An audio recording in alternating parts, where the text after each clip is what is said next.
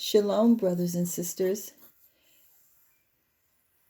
I pray you're all well, fighting that good fight of faith, getting closer to the Most High and clinging to Him. Praise Yah. For Baruch are all those who revere Yahuwah, and for those who walk in His ways.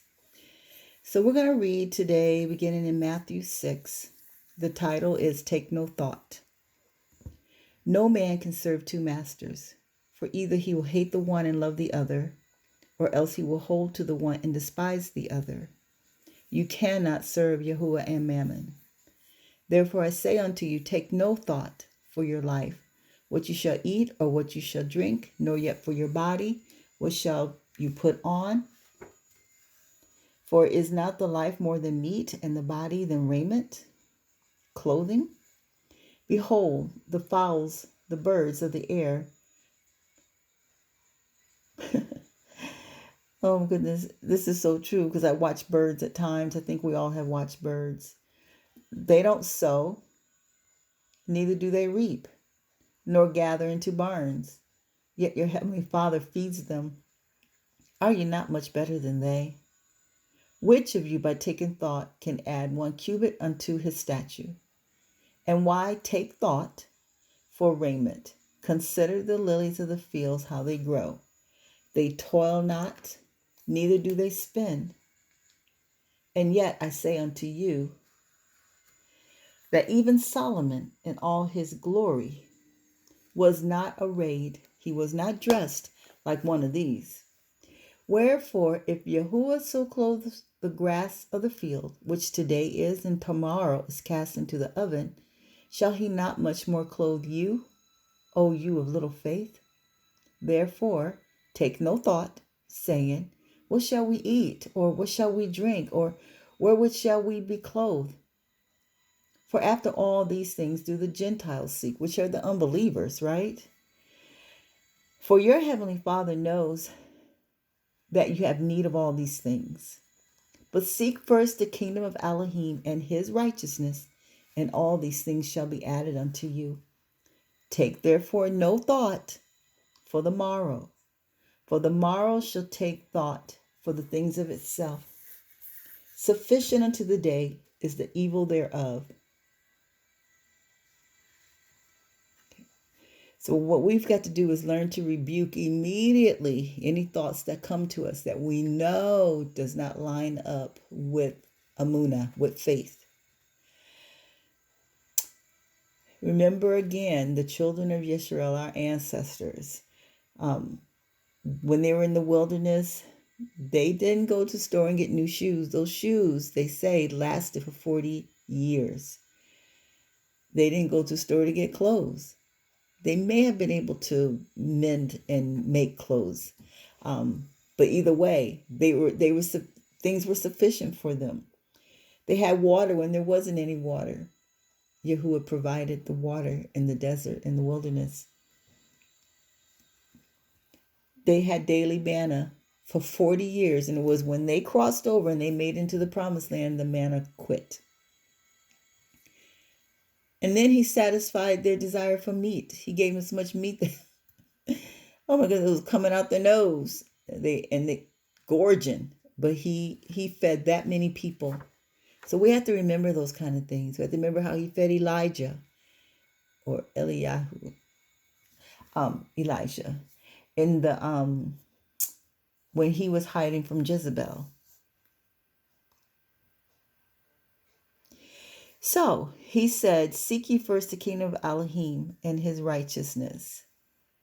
He told the religious people of his day, in Luke 17 and verse 20, that the kingdom of Elohim cometh without observation, for the kingdom of Yah is within you. So when we read Romans 14 and 17, for the kingdom of Elohim is not meat and drink, but it is righteousness and peace and joy in the Ruach HaKodesh. Isaiah 32:17, and the work of righteousness shall be peace, and the effect of righteousness, quietness and assurance forever. Ephesians 5 and 9, for the fruit of the Ruach is virtue and righteousness and truth. So if these are the works of righteousness, peace, quietness, and assurance is another form of confidence and faith, or amuna. So if we have peace and quietness and assurance and joy and truth, those are the attributes of the righteousness. And this kingdom is in us. Okay. 2 Corinthians 10:3, for though we walk in the flesh, we do not war after the flesh. For the weapons of our warfare are not carnal, but mighty through Yahuwah Elohim to the pulling down of strongholds, casting down imaginations, and every high thing that exalts itself against the knowledge of Yahuwah, and bringing into captivity every thought to the obedience of Yahushua. Casting down imaginations and every high thing that exalts itself against the knowledge of Yahuwah, and bringing into captivity every thought to the obedience of Yahushua. Well, we know there may be days that we'll be hungry. We know there may be days that we may be hiding out. There may be days that we'll be running for safety. We're going to be led by Yahuwah. But we have to remember that he does not leave us nor forsake us. He's already promised in Revelations 12 that he's going to cause the earth to help the woman, that he is going to nourish the woman. And I believe that nourishing the woman is encouraging us. He's going to be there with us. He's going to strengthen us. Remember, man doesn't live by bread alone, but by every word that proceeds out of his mouth. So he's going to nourish us. He's going to encourage us with his word. But we got to know the word for him to pull on it to remind us. Remember, that's what the Yahushua said Ruah would do, was he would bring back to remembrance those things that we've been taught, we've been told. Okay, so we have to remember that our mind is the battlefield. This is where the enemy likes to start, is in our mind. We have to remember that there's nothing impossible when we are trusting in him. Okay, so let me go to Revelations 2, verse 10. Do not be afraid of what you are about to suffer. See, the devil is about to throw some of you into prison in order to try you, and ye shall have pressure 10 days. Well, at least we know, we who know the book of Revelations, if we are put in prison, we know that it can't be more than 10 days because Yahuwah has already said it. 10 days. But be trustworthy until death, and I shall give you the crown of high. Okay. And then in Mark 13:9, he says, but take heed to yourselves, for they shall deliver you up to councils and to congregations. You shall be beaten, and you shall be brought before rulers and sovereigns for my sake, for a witness to them. And the good news has to be proclaimed first to all nations. And when they lead you away and deliver you up, do not worry beforehand for what you are to say. But whatever is given you in that hour, speak that. For it is not you who are speaking, but the Ruach HaKodesh. Okay? So we don't have to take thought, well, they're going to call me up, they're going to talk to me, they're going to question me. Okay, I'm going to tell them this. No, man, I better tell them this. No, don't. We have that assurance that Yahuwah is with us. Remember, that's part of righteousness, is having assurance. ASSURANCE, assurance. We are assured that he is going to be faithful to the end. He's going to be faithful.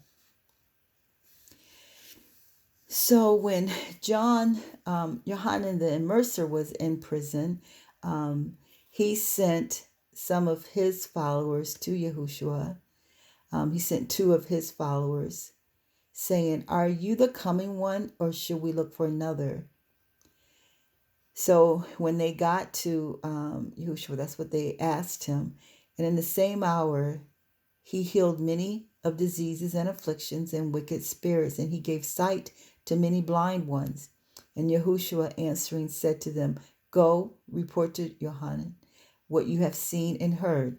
Blind receive sight, lame walk, lepers are cleansed, deaf hear, dead are raised, and good news is brought to the poor.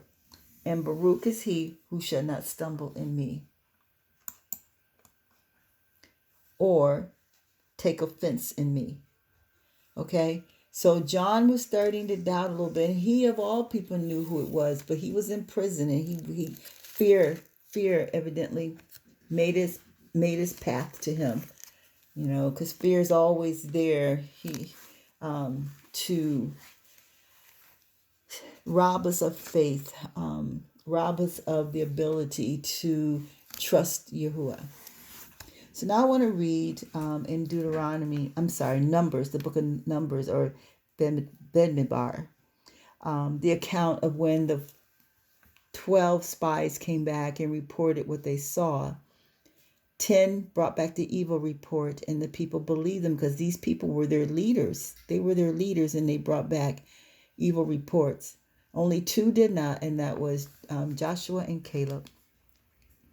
So I am going to just read the part where Yahuwah was fed up with them.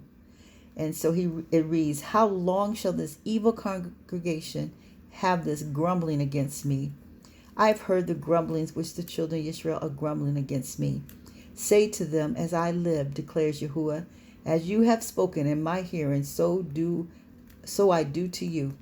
The carcasses of you who have grumbled against me are going to fall in this wilderness.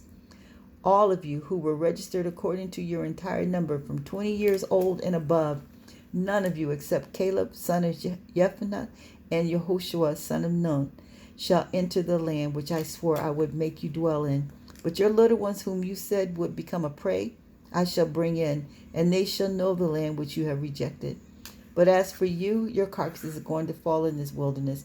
So when they started speaking the evil report, and they received that report and said they can't go in and conquer the inhabitants there and take the land, what they did, in other words, was rejected. They rejected the promise that Yahuwah had promised them.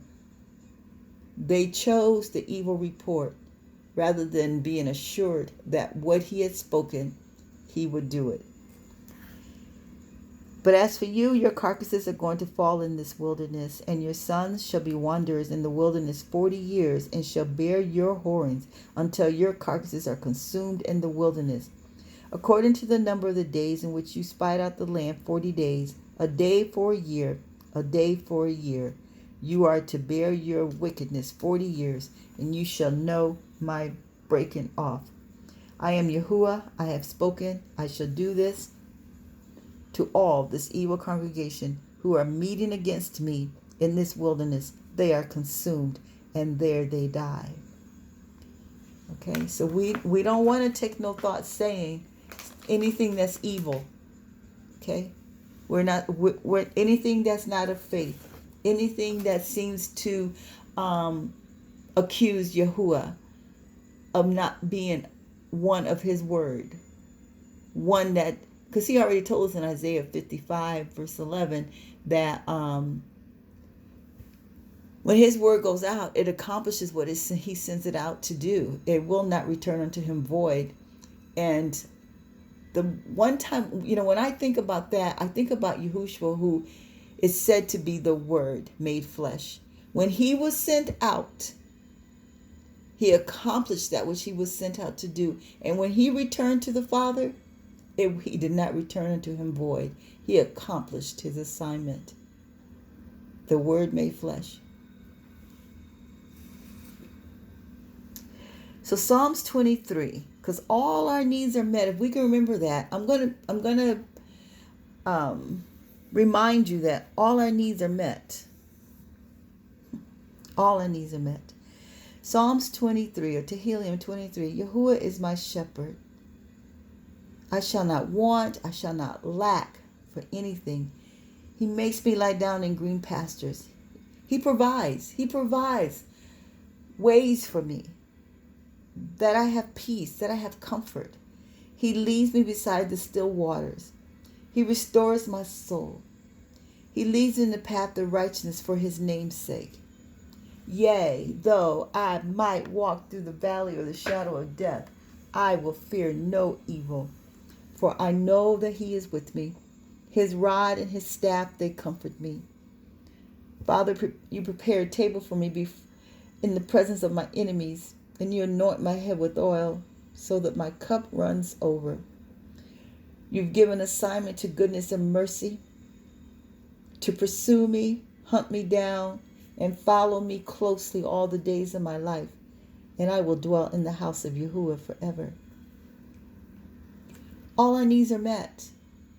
Even if I walk through the valley of the shadow, hear that, shadow of death, I'll fear no evil. Psalms 37. This is not the entire psalm. It's just different verses that I felt would fit in with this message. Or I shouldn't say I felt. I was led to include in this, because I take no esteem as his. Trust in Yahuwah.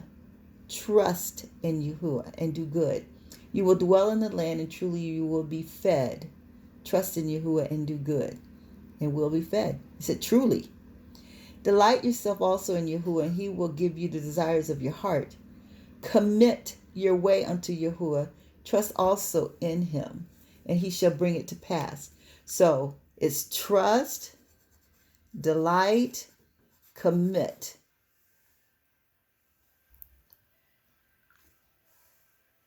Rest, Rest in Yahuwah, and then wait patiently. Then fret not because of him who prospers in his way, because of the man who brings wicked devices to pass. Because we know there's going to be men bringing wicked devices to pass. But then remember, no weapon formed against us shall prosper. We shall not be ashamed in the evil time. Are you hearing this? And in the days of famine, we shall be satisfied. The steps of a good man are ordered by Yahuwah, and he delights in his way. David said, I've been young and now am old, yet have I not seen the righteous forsaken, nor his seed begging bread. For Yahuwah loves judgment and forsakes not his saints. They are preserved forever, but the seed of the wicked shall be cut off.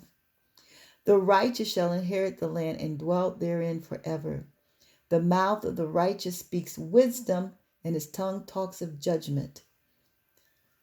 The mouth of the righteous speaks wisdom, and his tongue talks of judgment.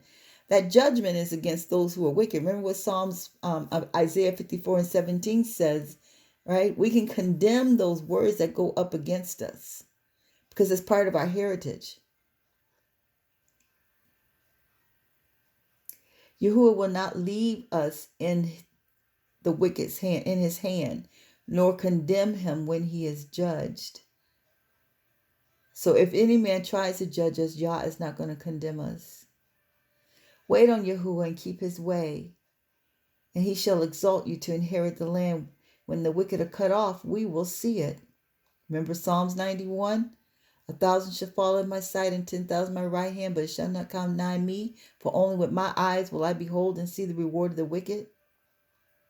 Mark the perfect man and behold the upright, for the end of that man is peace. Now that perfect man is a mature man, a man who's mature in the things of Yah. Okay. Behold, the salvation of the righteous is of Yahuwah. He is their strength in the time of trouble. He is the strength. He's our strength in the time of trouble. And Yahuwah shall help them and deliver them. He shall deliver them from the wicked and save them because they trust in him. Doesn't that remind you of Psalms 91? Where he says, he shall call upon me and I will answer him. I will be with him in trouble. I will deliver him and honor him. With long life will I satisfy him and show him my salvation. So he says, Yahuwah shall help them and deliver them. He shall deliver them from the wicked and save them because they trust in him.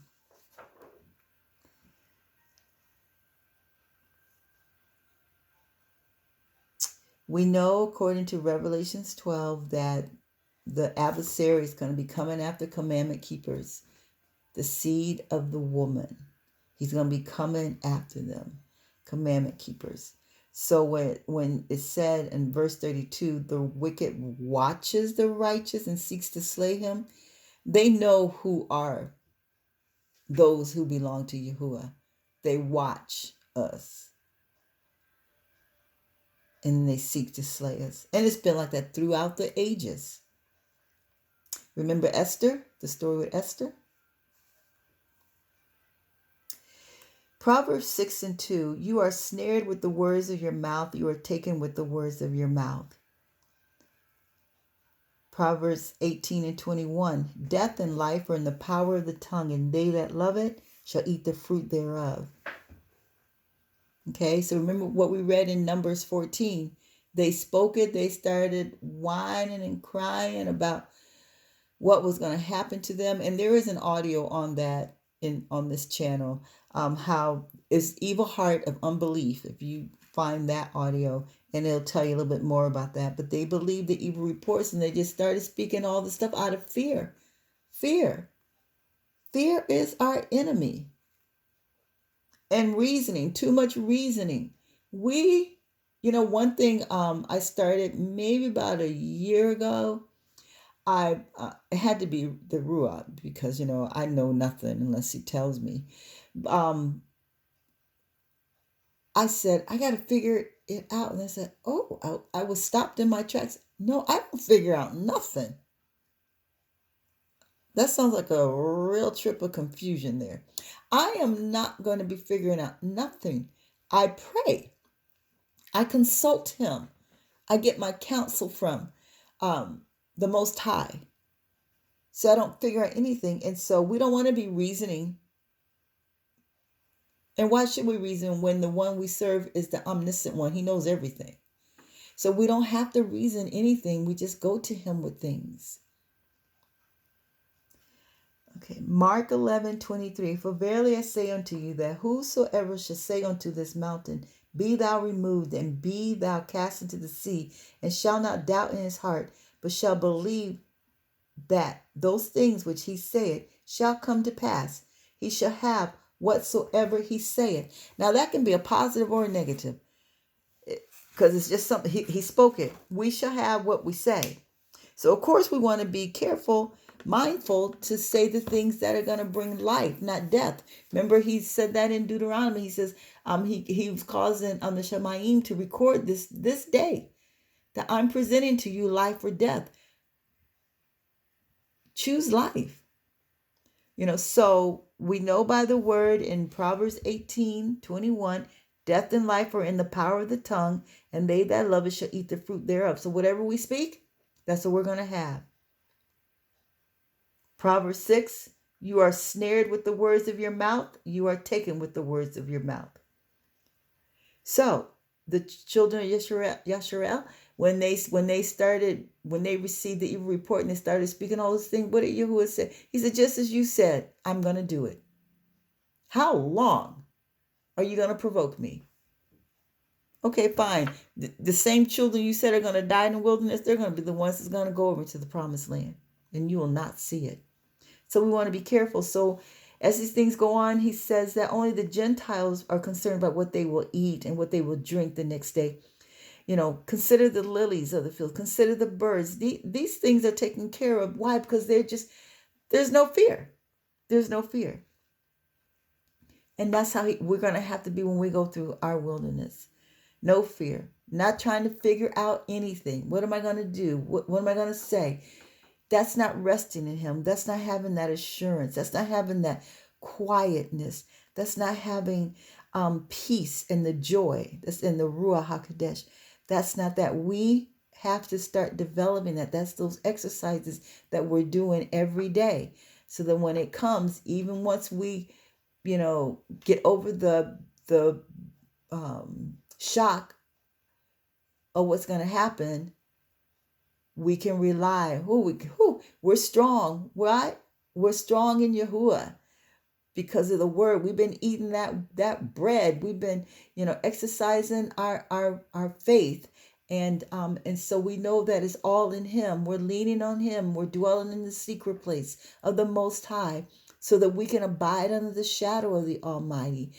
and doing all that, then we can say that he is our refuge and fortress, the one in whom we trust. Why? We're all up under there. We are in where we need to be to have that protection. We don't want to speak just anything that comes to our mind. And remember, Yahushua said that out of the heart, the mouth speaks. So what are we putting in our heart right now? Remember, we're supposed to be preparing for this trip. What are we packing? What are we putting in our hearts? So in closing, just want to say that we do not want to speak the thoughts that are contrary to belief. Everything we speak needs to be lining up with Yahuwah. We need to have the same mind that he has. What he has said, he will do it. If he says he'll never leave us nor forsake us, that's what he means. If he says that he will feed us in this time of scarcity of food, we're going to eat. If it looks like there's no water, because there's water drying up all over this country, it don't mean we're not going to have any water. He knows. He knows what to do. Even if the water's turned off because we have no means of paying for utilities, right? Don't mean water's not going to come through our faucets. That's how we have to think. That's how we have to know. We just have to know we are provided for. But anything that's contrary to belief. Remember on the boat when he told his taught ones, he told them they had no faith when they went crying to him and scared that they were going to die when they were on the boat. And here he was in the bottom of the ship sleeping. And they said with a pillow. He was in a good sleep. He wasn't fearing. And they went down there, don't you care? Accusing him. Don't you care that we're going to die? No, we can't do that. We can't do that. So we have to start practicing now to speak the words of truth. That which is demonstrating his character and the words that he has spoken. If we speak anything that's contrary to belief in him, they are evil. We have to learn to cast down imaginations that are exalting themselves as truth. Anything that exalts themselves as truth, we got to cut it down. We got to rebuke it right then. We got to take control over it. You know, Yahushua told us, and people don't talk about this much anymore, that we can bind whatever we bind on earth is being bound in the Shemayim. Where any 2 or 3 are gathered together in his name, there he is with them. And we can also bind where we bind on earth should be bound in the Shemayim. We got to live that. Those are keys. We have that power. If we don't take control of the imaginations that was mentioned in 2 Corinthians 10, casting down imaginations and every high thing that exalts itself against the knowledge of Yahuwah, and then bring those thoughts into captivity to the obedience of Yahushua. If we don't do that, then we're giving room for those thoughts to move. We will then see the same workings of the deception that was used in the fall of man in Genesis, in the beginning. Bring those thoughts into captivity to the obedience of Yahushua. Make it bow. For his name is above every name of anything that's been named. Make it bow to Yahushua. For when we allow thoughts to ponder and allow them to fester, that gives them room to soon conquer. And then we'll start speaking it. And after all that's been done, that evil that was pouncing around and just waiting, it's going to slither away, confident that its work is done, that it has done everything that it set out to do. We can't take thought saying. The first one said, take no thought for your life, what you shall eat or what you shall drink, nor yet for the body, what you shall put on. Is not life more than meat and the body than raiment? Then it says, and why take thought for raiment? Yeah. Because the lilies have clothes. They're dressed better than Solomon. Then it says, therefore take no thought saying, What shall we eat, or what shall we drink? The last one, take therefore no thought for the next day. It ain't even here yet. We got to live this day. Why are we concerned? Why are we over there in the next day? We still got to live this day right here. So it's going to be a lot going on. The enemy is going to be trying to get at us. We're going to see so much. And most of all, it could be people in our company that might be trying to stir things up. Isn't that what happened in the wilderness with the children of Israel? Yeah. They had people murmuring and complaining. And then, have you ever been in the midst of something like that? Before you know it, then you're thinking the same thoughts and then may even start murmuring a little bit yourself. So sometimes it's going to be the company that's around us that's going to get it started. We got to seek his kingdom and his righteousness first. And his righteousness is peace and joy. It is not meat and drink. It's assurance, it's quietness, and it's truth. So take no thought for our life.